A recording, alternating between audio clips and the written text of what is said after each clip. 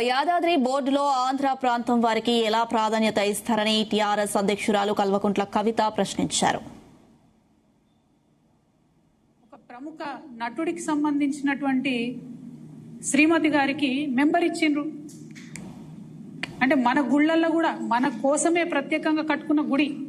మన తెలంగాణ రాష్ట్రం ఏర్పడ్డాక పైసా తెలంగాణ ప్రభుత్వం ఇస్తే కట్టినటువంటి గుడి యాదాద్రి. ఆ గుడిలో ఇవాళ ఆంధ్ర ప్రాంతం వాళ్ళు ఎట్లా మెంబర్స్ ఉంటారు?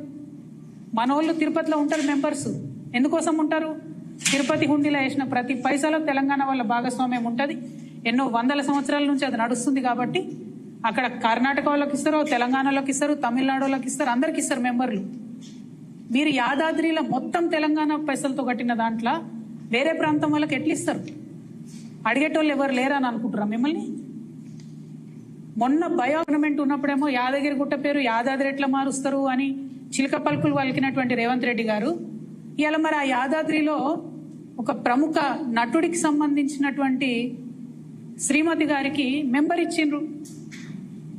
అంటే మన గుళ్ళల్లో కూడా మన కోసమే ప్రత్యేకంగా కట్టుకున్న గుడి. మన తెలంగాణ రాష్ట్రం ఏర్పడ్డాక పైసా తెలంగాణ ప్రభుత్వం ఇస్తే కట్టినటువంటి గుడి యాదాద్రి. ఆ గుడిలో ఇవాళ ఆంధ్ర ప్రాంతం వాళ్ళు ఎట్లా మెంబర్స్ ఉంటారు? మన వాళ్ళు తిరుపతిలో ఉంటారు మెంబర్స్. ఎందుకోసం ఉంటారు? తిరుపతి హుండీలో వేసిన ప్రతి పైసాలో తెలంగాణ వాళ్ళ భాగస్వామ్యం ఉంటుంది. ఎన్నో వందల సంవత్సరాల నుంచి అది నడుస్తుంది కాబట్టి అక్కడ కర్ణాటక వాళ్ళకి ఇస్తారు, తెలంగాణలోకి ఇస్తారు, తమిళనాడు వాళ్ళకి ఇస్తారు, అందరికి ఇస్తారు మెంబర్లు. మీరు యాదాద్రిలో మొత్తం తెలంగాణ పైసలతో కట్టిన దాంట్లో వేరే ప్రాంతం వాళ్ళకి ఎట్లా ఇస్తారు? అడిగేటోళ్ళు ఎవరు లేరా అని అనుకుంటారా మిమ్మల్ని?